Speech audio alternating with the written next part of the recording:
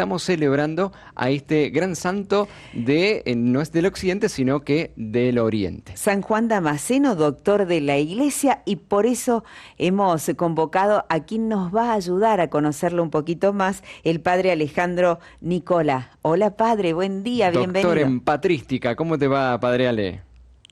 Hola Cecilia, hola Cristian, qué alegría volvernos a encontrar. Un saludo para ustedes, un saludo a toda la gente que está allí en los estudios de Radio María y a todos los que nos escuchan, todos los que nos ven por Radio María TV.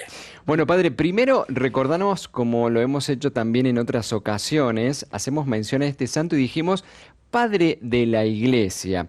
¿Qué son los padres de la Iglesia? ¿Cuál es su importancia? ¿Y por qué se lo menciona a San Juan Damasceno como Padre de la Iglesia? Bueno, dentro de todo lo que ustedes decían de los santos, que es esta gran nube de testigos que nos dan justamente testimonio de la verdad, del amor de Jesús, hay una categoría que la Iglesia ha querido como especificar dentro de algunas categorías que son la antigüedad, la calidad de su doctrina, el tiempo en que nos han enseñado. Entonces los padres de la Iglesia son aquellos autores, aquellos santos, porque algunos son santos declarados, otros no, pero que desde los comienzos del cristianismo han sabido interpretar las Sagradas Escrituras de acuerdo a las circunstancias sociales, culturales de la época y han encontrado claves de diálogo con el mundo.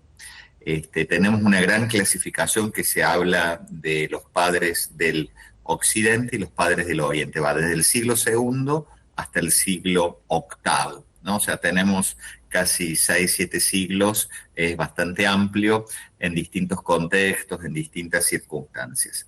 El santo del que estamos hablando hoy, San Juan Damasceno, justamente dice alguna clasificación por allí, que es el último de los padres de la Iglesia y el último del Oriente. Allá él murió en el año 749.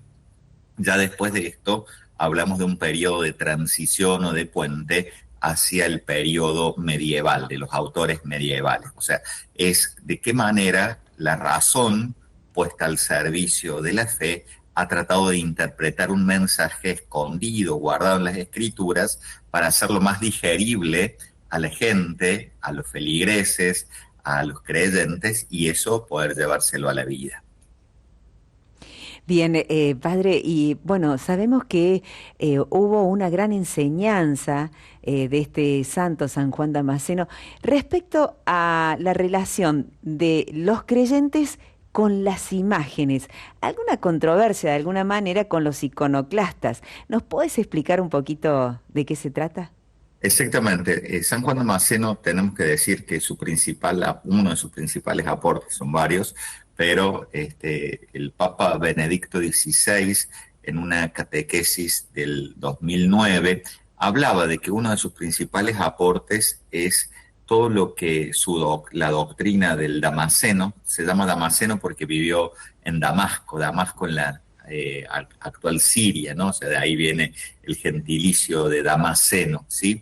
Entonces, este hombre que perteneció a una familia árabe, recordemos que en esa época, siglo VII, el Islam había avanzado, había llegado a distintas partes de la cuenca del Mediterráneo, se habían instalado los califatos.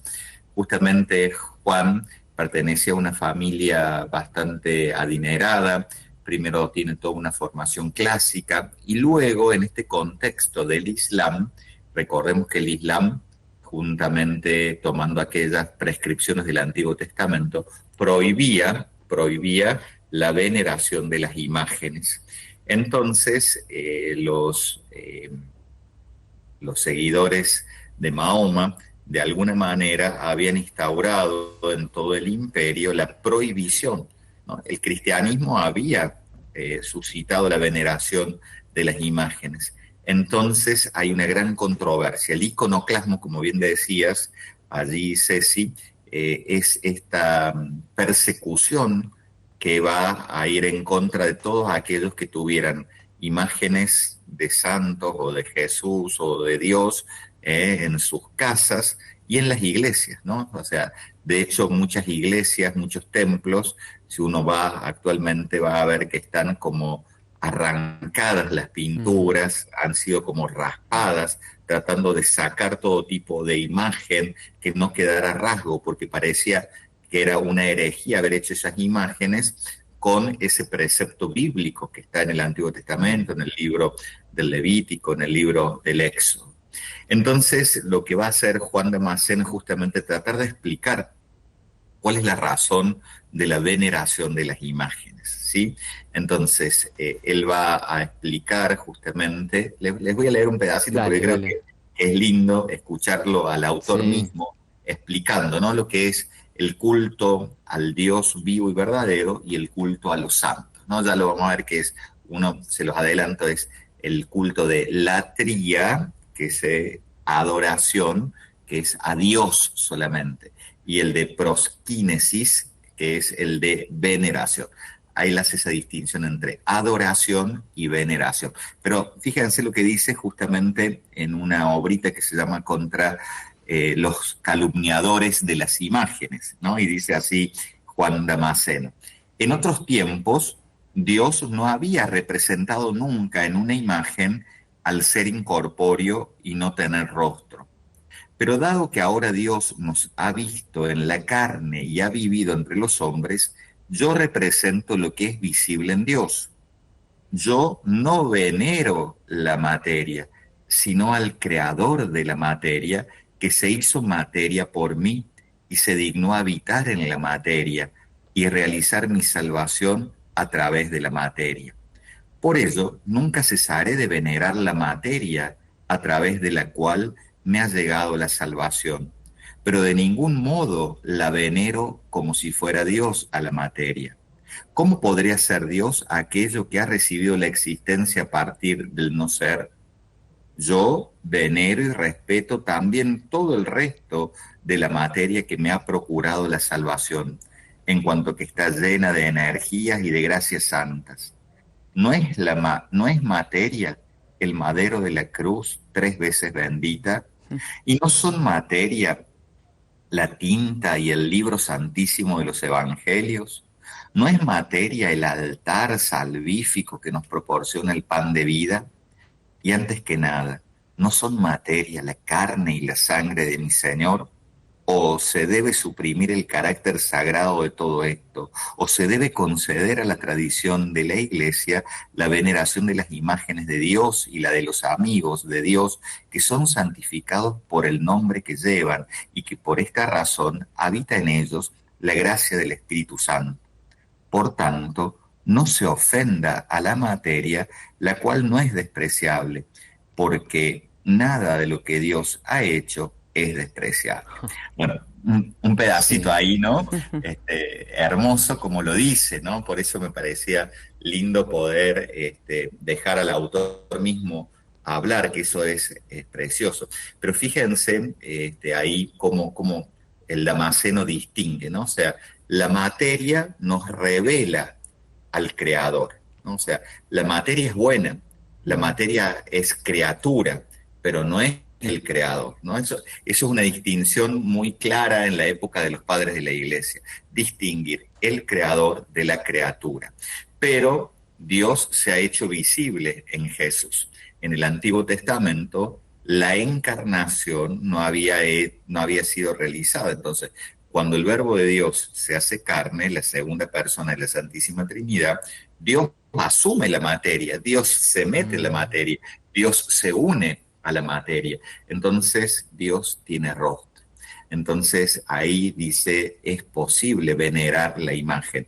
Obviamente que la imagen de la, o sea, y por eso dice, la cruz no es el crucificado, el altar de piedra no es el Señor ofrecido, pero a través de esos canales nos llega la gracia de aquel que ha querido manifestarse a través de esa realidad visible, de esa realidad material, de esa realidad tangible, de esa realidad que uno puede oler, ¿eh? O sea, que uno puede, dice, la tinta de las escrituras, ¿no? O sea, el libro sagrado, la Biblia, las páginas, o sea, el contenido es lo sagrado, no la tinta o el papel de la Biblia, lo sagrado, ¿sí?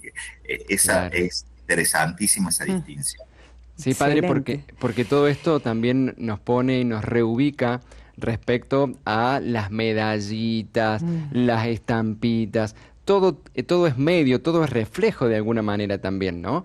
Que Claro, muchas esto veces nos orienta. qué bien que está uno la puede explicación. confundirse, ¿no? Mm, O a veces de distinta manera surgen controversias, ¿no? Dice, a veces desde otros sectores cristianos, ¿no? De otros hermanos cristianos, dice, a veces los católicos adoran las imágenes, ¿sí? sí, No se adoran las imágenes, ¿no? Las imágenes de los santos, de la Virgen, la cruz, ¿no? Que vemos en las iglesias, son una representación del creador o del Dios que es santo o de aquellos en quien Dios quiso hacer morar su Espíritu Santo y que han sido, son los santos justamente, los que llevan al Espíritu de Dios, el Espíritu Santo, y que su vida es un estímulo para nosotros. Cuando nosotros llevamos una medallita, una sí. cruz, una estampa, no estamos diciendo que ese es Dios, ¿m? Ujú. Ni tampoco que allí está Dios, sino lo que hacemos nosotros en nuestra casa. ¿Qué hacemos? Nosotros tenemos fotos, ¿no? Sí, Tenemos fotos de nuestros padres, de Mm, nuestros hijos, de nuestros hermanos, de nuestros amigos. Y muchas veces uno cuando está lejos de su casa o cuando ya nos han faltado los papás, uno va y besa una foto, ¿no? O la toca, ¿no? Y uno mm, dice, de alguna manera estoy tocar esta conectado. foto sí. me está representando el cariño que yo viví con esta persona cuando la tuve físicamente conmigo, ¿no? Entonces, es como un medio material para conectarme espiritualmente, para trascender y Ujú. entrar en ese contacto. La foto no es ni mi papá, ni mi mamá, ni mi hermano, ni mi hijo, ni mi sobrino, ni mi amigo, pero esa foto material me pone en contacto con el cariño, con el amor, con el vínculo, con el recuerdo.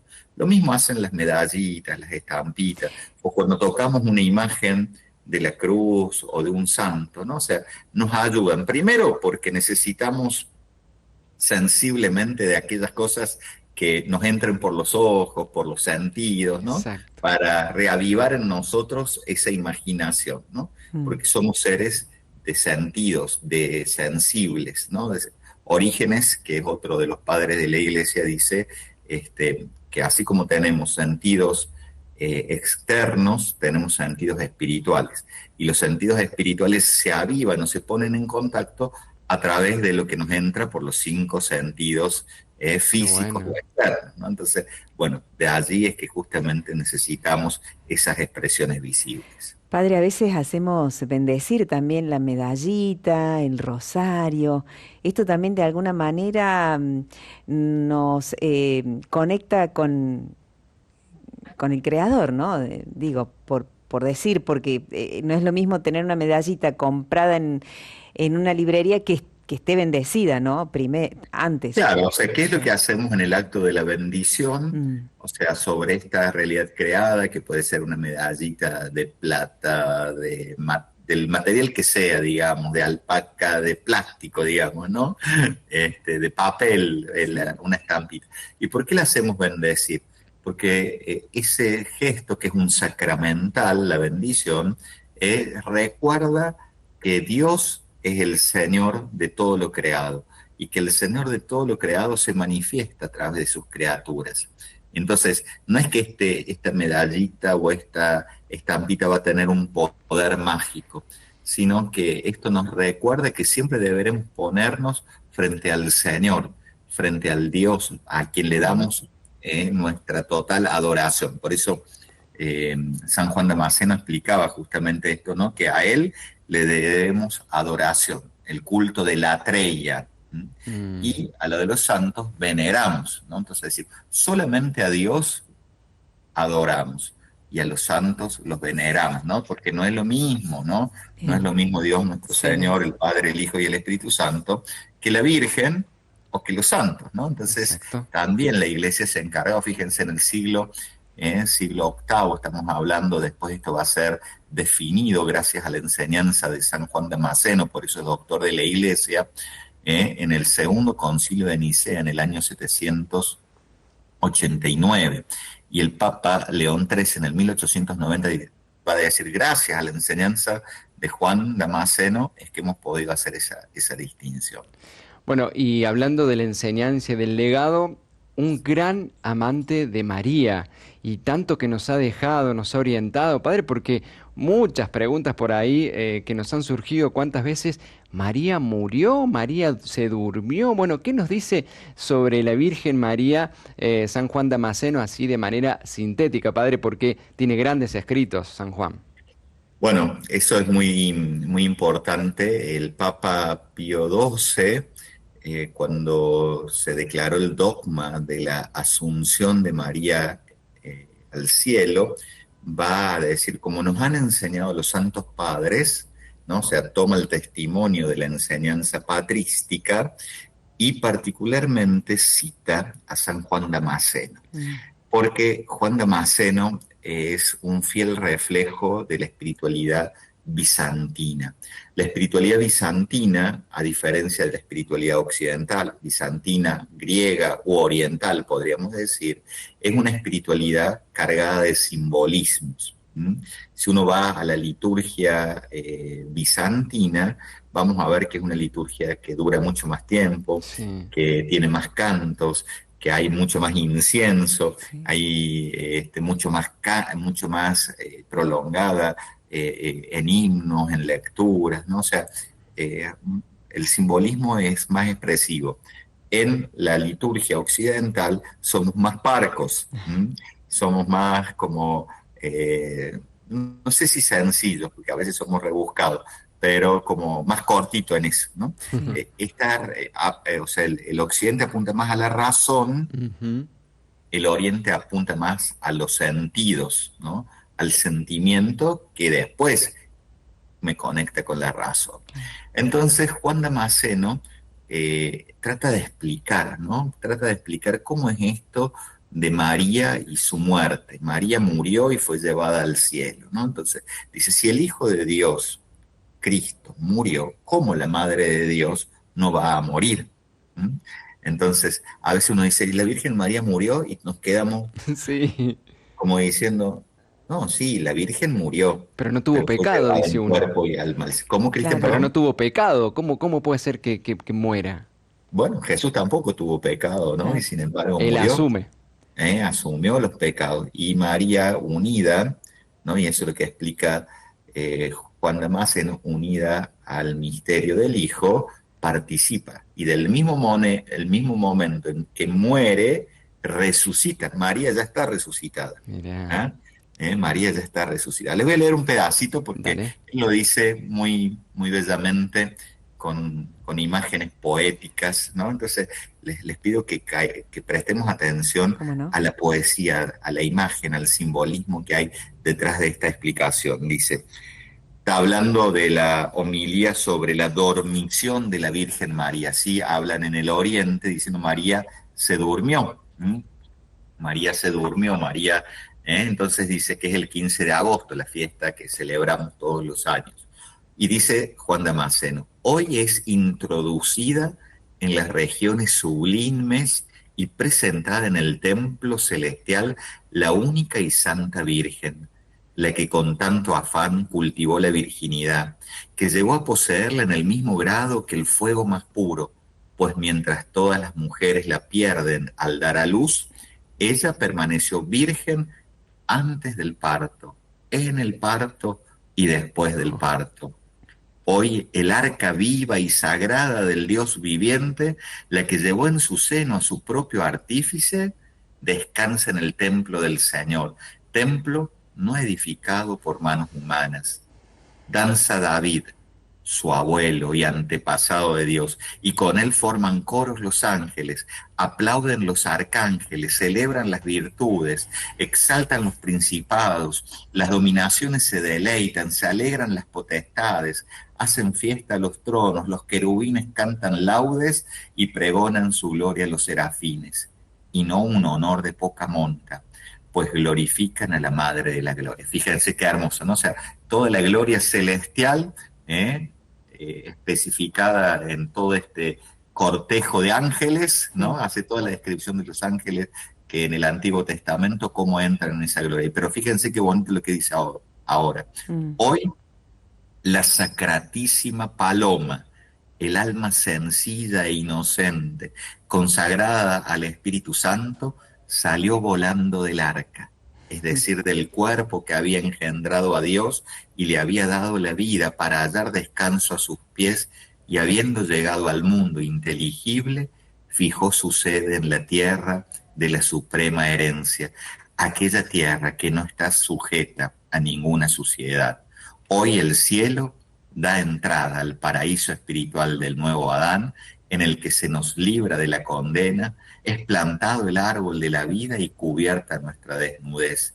Ya no estamos carentes de vestidos, ni privados del resplandor de la imagen divina, ni despojados de la copiosa gracia del Espíritu, ¿no? Y bueno, sigue diciendo Juan Damasceno cosas hermosas, ¿no? Pero fíjense, ¿no? Dice, hoy esta palomita, ¿no? Esta sacratísima paloma. Y la paloma la toma la imagen del Cantar de los Cantares, ¿no? O sea, es la figura del alma enamorada, el alma que encuentra en el hueco de la piedra, de la roca, ese cobijo que Dios le da. Entonces María llega a la morada celestial, llega al arca, pero ya ella que fue arca de la alianza porque en su seno tuvo al Hijo de Dios, ella ahora participa del arca del Altísimo. Ha entrado en el templo no construido por mano humana, sino que ha entrado al seno mismo de la Trinidad. Bellísimo. Padre Alejandro, por aquí dejan una pregunta, quería consultarle, dice, ¿qué se hace con las imágenes, estampitas rotas? ¿Es correcto enterrarlas, dice? Bueno, siempre sucede que nos preguntan eso un poquito, y lo que uno tiene que decir es que, bueno, frente a las imágenes, sí, lo propio es enterrarlas, digamos, ¿sí? En un lugar.